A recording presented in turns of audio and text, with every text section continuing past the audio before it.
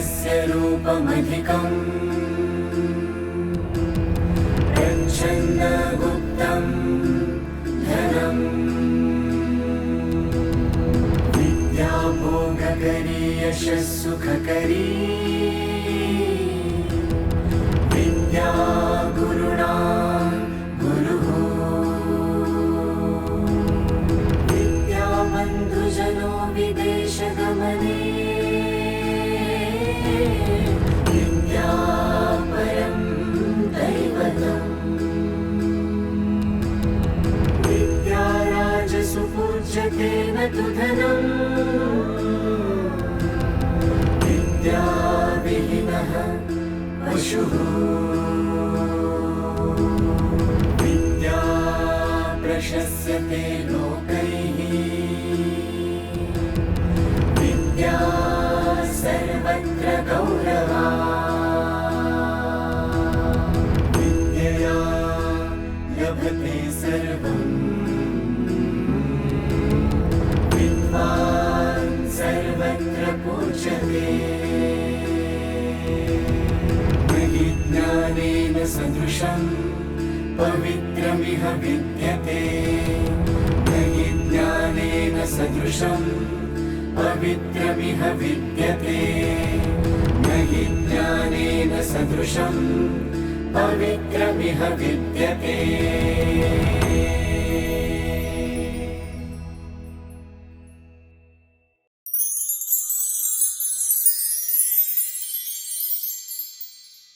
Dr. Gautam Tenkale has done his Masters in Philosophy and Bachelor of Arts and has qualified for Maharashtra's state eligibility test. He also holds a Ph.D. degree in the subject of philosophy.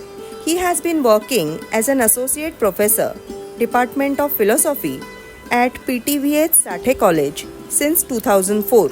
He has published 11 national and international research papers in national and international journals.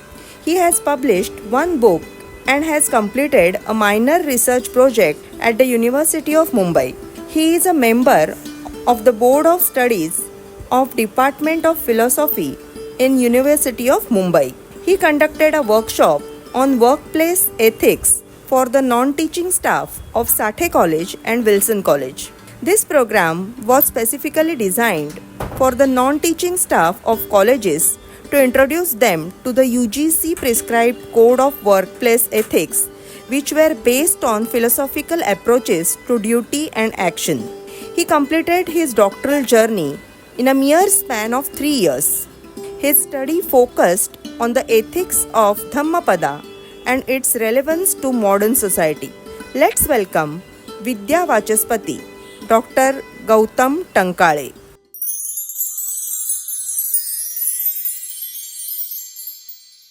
I am Dr. Gautam Tenkale, Associate Professor in Philosophy. Today I am going to talk on study of ethics in Dhammapada and its relevance to modern society. Dhammapada is one of the best known book of Tripitaka. It is a collection of teaching of Buddha expressed in verses. These verses are compiled from various discourses given by the Buddha on a different occasion. Dhammapada is the most famous book of Buddhism, translated in almost all major languages.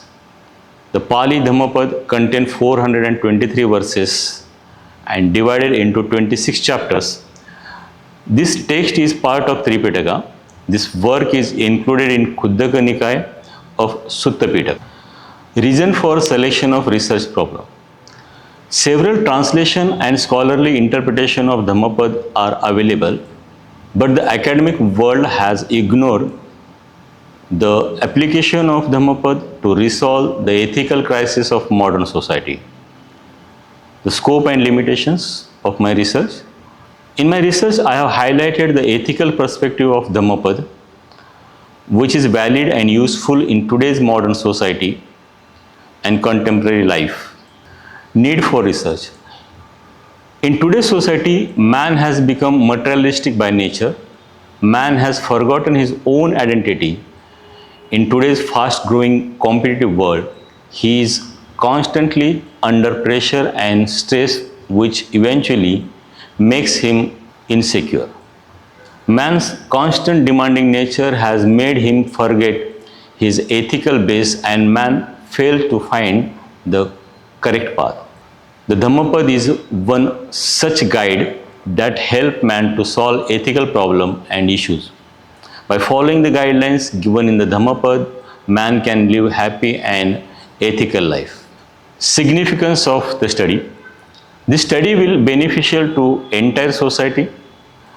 In the 21st century, modern society needs simple ethical guidelines which can easily applicable in day-to-day life. I think Dhammapad is the book that will help to solve personal, social and environmental issues. This study is important because there is a need to understand the importance of the ethical principle of Dhammapad. There are a number of references to save the environment and animal life, which help to conserve nature. Historical background of the Dhammapad. The verses of Dhammapad are spoken by the Buddha on a various occasions. There are a number of versions are there of Dhammapad. Pali Dhammapad, Sanskrit Dhammapad, Prakrit Dhammapad, Tibetan Dhammapad. These Dhammapads are vary in the number of verses, but the philosophy of Dhammapad is the same, which is based on Buddha's original teaching. Buddha-Ghosha from the 5th century, he was a Buddhist scholar.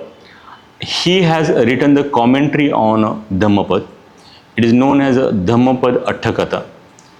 While writing this commentary, he added some stories for some verses. So because of that, this book became very popular among common people. People can understand and relate their life with these verses. So Buddha Ghosh is his contribution is very important to popularize Dhammapad among common people. What is ethics? Ethics is a branch of philosophy. Ethics is the science of highest good, and it is the science of morality. The word ethics is derived from Greek word ethos. Ethos means habit and custom. This word is also derived from the Latin word morus, which means habit and custom. So ethics is the science of custom and habit. It is the science of rightness and wrongness of the conduct. So ethics is not an art. It is a science because it is having systematic study. It is applicable for a human being only because these conducts are voluntarily actions, and the person has to choose his action by voluntarily, and because of that it is applicable for human being. Which action is right, which action is wrong, so we have to verify every time, and for that purpose some religious scriptures are there which are helping us to understand this. Dhammapad is one of the important scripture which can give a clear guidelines about which action is right and which action is wrong. Buddhist ethics is not based on the fluctuation of social custom, but rather on law of nature. Buddhist ethical values are essentially a part of nature and law of cause and effect. That is karma. Ethics in Buddhism is a fundamentally practical. On the Buddhist path, which is giving the explanation about the Nirvana. So Nirvana is the highest aim of Buddhist philosophy. To achieve the Nirvana, one has to follow all the rules and regulations given in the Buddhist literature by Buddha. So Buddhist salvation is the outcome of one's own ethical growth, not from some external force. So this part is very important, which Buddha has mentioned. Basically, in a Theravada philosophy, one has to inculcate all the qualities to remove all the impurities and reach to the Nirvana. So Kushal and Akushal Karma are given in the entire Buddhist philosophy, which can reflect in the Dhammapad also. Kushal means the good action and Akushal means the bad action. So the person who is doing the Akushal or the bad action can get the reward or the punishment accordingly. So because of that, we have to always conscious about our actions. So good action can create the good effect. So kushal action can create the good effect. Akushal action can create the bad effect, and because of that, one has to be conscious. Ethics in Dhammapad, when you talk about the ethics in Dhammapad, ethics of Dhammapad is based on Buddhist ethics, because all the verses are a compilation from the Buddhist Buddha's the different discourses. So there is an influence on Buddhist Dhammapad ethics of Theravada Buddhism, because the Theravada Buddhism is talking about the three major or important concepts, that suffering, impermanence, and no self-help. These are the basic concept of Theravada Buddhist philosophy, and entire Dhammapad is based on these three concepts. One has to understand what is dukkha, that is suffering, what is anicca, impermanence, and what is anatta, non-self. And after understanding these three concepts or this philosophical base, we can understand the verses easily. The Dhammapad cover the large range of values like compassion, lovingness, brotherhood, honesty, and truthfulness. The concept of karma, entire Dhammapad is covering this concept, because Dhammapad is motivating people for doing the good action, and these actions are responsible for our rebirth. So Buddhism is not believing in the concept of soul, but Buddhism believes in the concept of rebirth, and this rebirth is based on the karma. If you have good karma, if you have done the good karma, then accordingly you will get the good birth also. So rebirth is completely depend on your action or the past action. Dhammapad and Nirvana. So Dhammapad, in a Dhammapad, there are a number of verses which are giving the explanation about the Nirvana. The stanza number 26, 32, 74, 89, 134, so 218, 225, 228. These are the there are number of verses which are giving the explanation about how to gain Nirvana. So ultimate aim of the Buddhist philosophy is attaining the Nirvana. So Nirvana is slightly different from the moksha concept, because in Nirvana you can attain while living life, and Nirvana means removing all kind of misery or the desires from the life. It is a kind of peace or the bliss.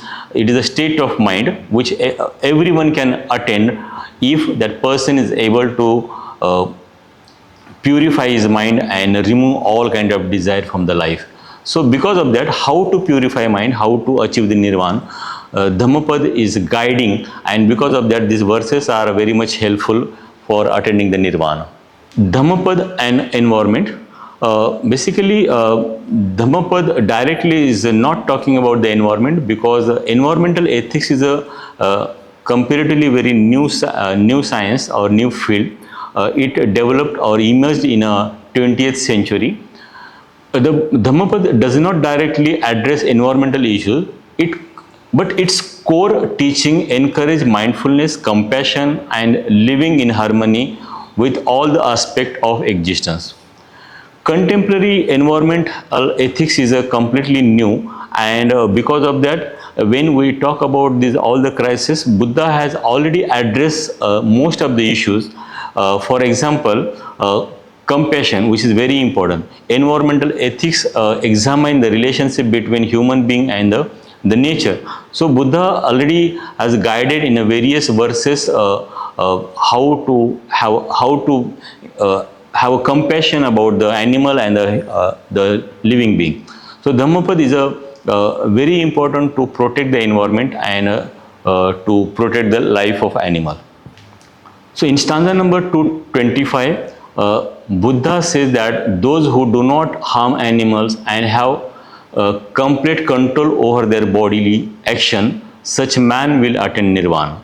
It means that Buddha is directly or indirectly talking about to avoid killing animal or giving trouble to animal. Stanza number 270, stanza number 405, these all the verses are giving the explanation about not to killing animal and having the compassion about the animal. So not only human being, the animal also are very important, which need to protect it.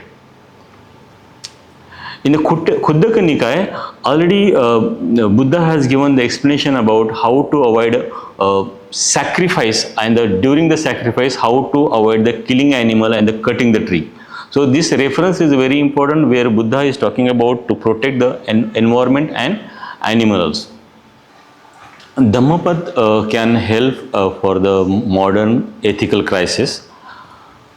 In stanza number 116, Dhammapad is giving the explanation about that if good actions are deliberately postponed, then our mind will be caught in the bad action, and because of that we have to always ready to perform a good action. Actually, this stanza is very much helpful for to avoid the corruption. Most of the time people are doing the corruption because they do not understand that what kind of effect will be there. Sometimes they might do this all the action because they feel that they are getting good result. According to Dhammapad, up to the moment you are not getting the result of the action, you will enjoy the that action because you are getting good fruits for the particular period. At the moment your actions are get exposed, then from that moment you will suffer throughout the life. Because of that, people, those who are doing the corruption, should stop their corruption, because once they get exposed, then they will suffer throughout the life. So this thing is very much helpful for the people, those who are doing wrong action.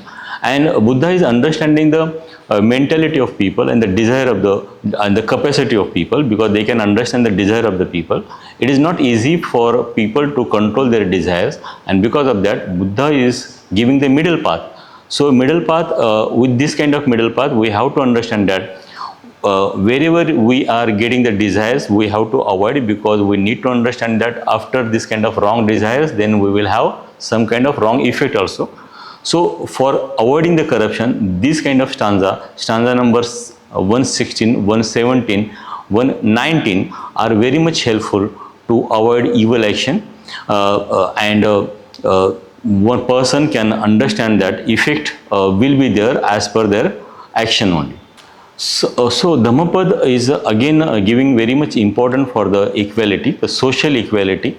According to Dhammapad, social equality is should be based on the action of the person, not on the based on the birth of the person. Everyone is equal by birth, but their actions can make them different. Because of that, we have to give opportunity to each and every person equally, not because of on the basis of birth, because of their action. So if we are able to give the freedom to people to select the action, so accordingly people can perform a good action or the bad action, and accordingly their hierarchy will be decided. So the birth-based social hierarchy Buddha has rejected, and the same thing we can see in the Dhammapad. So stanza number 390, 393, 396, 422, these all the verses are about to create the equality in the society. Controlling the anger. In Dhammapad, there is a separate chapter for the Kodavaggo, chapter number 17. And in this chapter, there are 14 verses which are giving the explanation about how to control anger. Nowadays, people are becoming very angry. They are reacting aggressively for so many things. And because of that, this anger are responsible for decay. And that's why there is a need to control our anger. So Dhammapad is giving the separate chapter for the to control the anger, because we are living life. It is very important to control our anger. According to this chapter, we will be the first victim of our anger, because most of the time whatever anger we have about a particular person, maybe that person will get reacted or may affected or not, but at the moment I am getting angry, I will get affected, and because of that I have to avoid this anger in the life and to control my actions. So for that purpose, this chapter number 17, Kodawago is very much important, and in today's life, in today's society, because people are becoming angry, feeling insecure, and because of that they are getting disturbance, and this disturbance are responsible for their frustration also. And because of that, if you really want to live a peaceful life, then we have to avoid anger day by day. So it is a part of the practice. We have to practice these all the things, and it is because of that these verses are helpful. To control this anger, Buddha has given the explanation in 270, stanza number 270, that the person who is not giving trouble to other person can be noble. So noble person, that person is a noble person who is not giving trouble to others. So when we are talking about the violence, then all three kind of violence we have to avoid: physical, verbal, and mental. So if we are able to avoid all three kind of violence, then only we can get the peace in our mind. So talking with other people is very important. The speech, the importance of the speech is given in the 133, stanza number 133, where Buddha is saying about that our speech is very important and polite. We have to avoid all the violence which we are creating by verbal communication, and with the help of that we can spread peace and love in the society. So Dhammapada is giving scientific approach and very rational approach, because Dhammapada is not having or not promoting any kind of rituals or unscientific explanation of any stanza. What Dhammapada is promoting? Your action. Your action must be good, and we can verify our action with the result, immediate result, or sometime we may get result after some time. This entire ethics is based on the observation of the society. We can understand, we can realize what things are happening in our life, what are the causes of our action, what is the result, whatever the result we are getting, what are the causes of that result, we can identify, we can understand. And because of that, Dhammapada is giving the scientific approach. As Buddha said that you don't believe in me, or don't believe in any kind of scripture because it is written long back, it is given by the particular person. You have to understand this all the thing by your own. So in the Kalama Sutta, Buddha clearly mentioning that just you understand whether these concepts are really applicable for your life or not. If it is not applicable, you can deny. So ultimate freedom Buddha has given to the follower, whether they want to apply, whether they want to follow these thoughts or not. So Dhammapada is doing the same thing. Dhammapada is not giving any kind of unscientific explanation. It is completely about the action and the reaction. So karma theory is very important in a entire Dhammapada. Dhammapada is again very much related to the modern psychology. The reason is because in a first chapter of Dhammapada, Yamakoggo, there are 20 verses, and all the verses are talking about the mind-body relationship. In the first stanza, Buddha is saying that mind is important, mind is the main and the chief, which is controlling our body. If you are able to control your mind, then you can control your body also. In Western psychology nowadays, there is a lot of influence of Buddhist psychology or Buddhist mindfulness which they are using in their psychology. So because of that, nowadays people are becoming very insecure and feeling disturbance in their life, because they are not able to understand that there are certain actions which they are deciding in their mind. Because external force cannot create anger, external force cannot create any kind of desires. It is all about the mind. So if you are able to change the status of mind, then external thing also can change.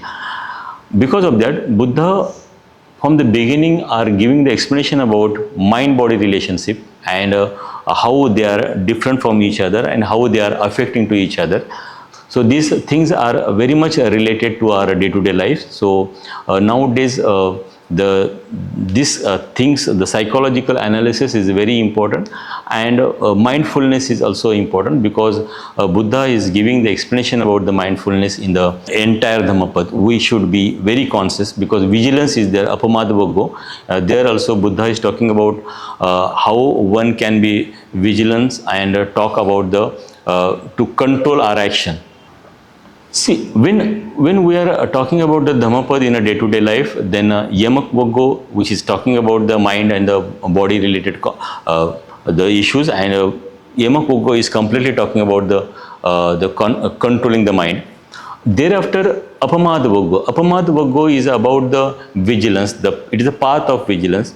There are number of errors are there in our life that we have to remove, and we have to live the errorless life. So this is the Apamata Vaggo, which is giving the explanation about how one can live errorless life. Chitta Vaggo is also about the concept, giving the explanation about the mind and body relationship. So how to control the chitta. There is a separate Abhidhamma Pitak, separate philosophical explanation is given about the mind and the status of mind and the chitta also. So this part covered in the Dhammapada also. Next is the Bala Vaggo. So for the teenager and the small children, they always need a friend, and we have to decide what kind of friend should be there in our life, because what happens most of the time, we are sharing so many things with the friends, and if your company is good, then your behavior also can be good.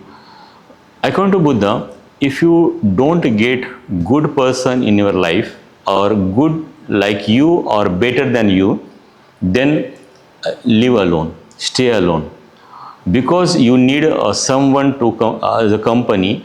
Don't create a bad friend in your life. So bad friend means the foolish person. The nature of foolish person is given in the this chapter number 5 in Dhammapada.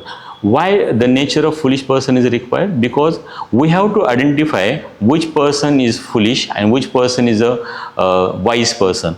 Because if you are a company with the foolish person, then that foolish person will influence you, and whatever the wrong action that foolish person will do, it is possible you may get affected with the wrong action, and because of that, in your life, right people are required, because we are living in the society. We want the company, we want to live with these people, life with these people, and because of that, we need to identify this kind of foolishness of the people, and we have to avoid. So this is a very practical approach what Buddha has given. So avoiding the foolish person is not only the way to live lives. Another thing is there what Buddha has given in a Dhammapada, that is the Pandita Vaggo. Stanza number 6 is about the Pandita Vaggo, the wise person, the nature of wise person. The nature of wise person is that person, anybody will appreciate you or the insult you or discourage you. You should not get affected. You have to understand your strength. You have to understand your weaknesses also. And the Pandit person always knowing his weaknesses and his strength. So this thing is also very important in our day-to-day life. While we are living life, we are dependent on other people for appreciation and motivation. You can get motivation by your own. You can understand. For that purpose, the wise person can understand his strength. Wise person can understand his weaknesses also. And because of that, these two chapters, Bal Vaggo and Pandit Vaggo, are correlated to each other, which are giving the idea or the background about the people, and accordingly we can stay with these people, and we have to inculcate some qualities of the wise person in our life. So in Dhammapada, there is one chapter which is very important, and that is a Malavaggo, impurities. There are 22 verses in this chapter, and this Malavaggo is talking about giving explanation about what kind of impurities are there in our life. So impurities like lust is the impurity, anger is the impurity, desire is the impurity. We are living with a lot of impurities, and sometimes we are not able to identify these impurities are there in our life, and we are living with them. And these impurities are affecting our mind, and we are becoming responsible for evil action. So if you want to avoid evil action, then we have to identify what kind of impurities are existing in our life, and we have to remove them, we have to eradicate them by our practice only. Buddha never expect that you have to, you should feel guilty. Buddha never promote these all the action. Buddha feel that if you have done something wrong, if you realize, then immediately you withdraw yourself, your actions, your desire from that action, and you involve your or attain a good thing. So because of that, feeling guilty is not the solution. Removing our mind from that action is the solution, and because of that, you will be responsible for your all kind of action, good action, bad action, or action you are doing by mistake also. The reason is because at the time you are doing action, you have to be alert. So mindfulness is very important by doing the action.